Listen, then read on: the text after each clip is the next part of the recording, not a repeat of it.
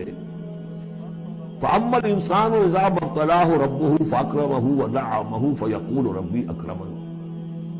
انسان کا معاملہ یہ ہے کہ جب اس کا رب اس سے آزماتا ہے، اسے عزت دیتا ہے، نعمتیں دیتا ہے، تو وہ کہتا ہے میرے رب نے مجھے عزت دی۔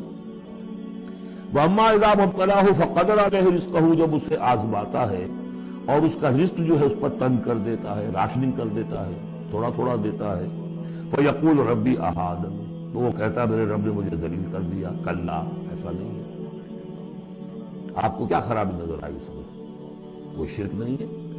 اس نے یہ تو نہیں کہا کہ مجھے نعمتیں دی ہے تو کوئی لکشمی بائی کی کرم کی کرپا ہو گئی ہے، یہ تو نہیں کہا۔ اللہ نے، میرے رب نے مجھے عزت دے دی، اور اگر کہیں تنگی آ گئی ہے تو یہ میرے رب نے مجھے ذلیل کر دیا۔ توحید تو مکمل ہے نا یہاں، کہ کسی اور دیوی دیوتا، کسی اور الہہ کا تذکرہ نہیں ہے، رب ہی نے مجھے عزت دی، رب ہی نے مجھے ذلیل کیا۔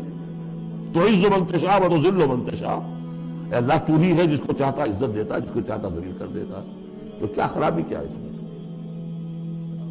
اس میں خرابی یہ ہے کہ اس دنیا میں جو کچھ تمہیں ملتا ہے تم اسے عزت مت سمجھو، یہ امتحان ہے، اور اگر کبھی تنگی آتی ہے اسے ذلت نہ سمجھو، یہ بھی امتحان ہے۔ یہ برابر ہے۔ یہ تم نے اسے عزت سمجھا، دھوکہ کھا گئے، اس کو ذلت سمجھا، دھوکہ کھا گئے۔ چاہے توحید انٹیکٹ ہے آپ کی، لیکن توحید جو ہے وہ تو یوں سمجھیے کہ جڑ بنیاد ہے نا ہدایت کی، اس سے اوپر بھی تو منزلیں ہیں ہدایت کی کہ نہیں؟ یہ امتحان ہے۔ ایک لفظ جو کامن ہے، اذا ما ابتلاہ ربہ فاکرمہ، جب اسے ابتلا میں ڈالا اور ابتلا میں عزت دی۔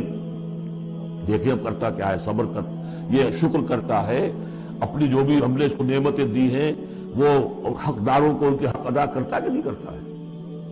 یہ عزت نہیں ہے۔ عزت تو تب ہوگی جب تم اس امتحان میں پورے اترو گے۔ ذالک یوم التغابن، وہ تو قیامت میں پتہ چلے گا کہ کس کے لیے عزت تھی، کس کے لیے نہیں۔ کسی کو تنگی دی ہے تو یہ ذلت نہیں ہے، دیکھنا ہے صبر کرتا ہے کہ نہیں کرتا۔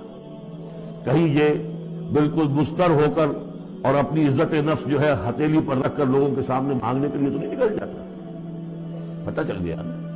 تو یہ امتحان ہے۔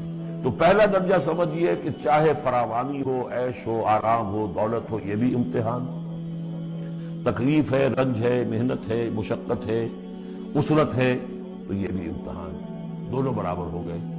اب بھی ہدایت اس سے اوپر بھی ہے ایک۔ ہمارے دل میں یہ چور رہے گا پہلا امتحان آسان ہے، دوسرا مشکل ہے۔ نہیں، حقیقت اس کے برعکس ہے۔ پہلا مشکل ہے، دولت میں رہ کر بھول جانے کا آپ کے اندر زیادہ امکان ہے۔ الہا، حدیث آپ کو سنائی تھی، ما قل و کفا خیر مما کثر و الہا، اگر زیادتی ہوگی، دولت ہوگی، تم اللہ کو بھول جاؤ گے، تو زیادہ سخت نقصان یہ ہے، زیادہ بڑا امتحان یہ ہے۔ اور اگر ناپ تول کر مل رہا ہے تو ہر وقت اللہ یاد رہے گا، یہ ہلکا ہے، در حقیقت وہ بھاری ہے۔ اور اسی میں وہ واقعہ نوٹ کر لیجئے امام احمد بن حنبل رحمۃ اللہ علیہ کا، کہ جب وہ مار پڑ رہی تھی کہ جس کے بارے میں الفاظ ہے کہ ہاتھی کو بھی وہ مار پڑتی تو بل بلا اٹھتا، اس وقت آنکھوں میں آنسو نہیں آئے۔ کب آئے؟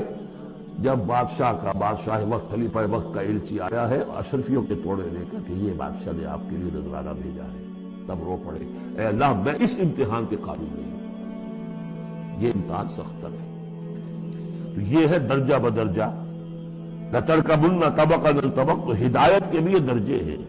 پہلا درجہ تو یہ ہے کہ جو بھی ہے اللہ کی طرف سے ہے، تنگی ہے تو اللہ کی طرف سے، اور فراوانی ہے تو اللہ کی، یہ توحید تو پوری ہو گئی آپ کی، اللہ کی طرف سے۔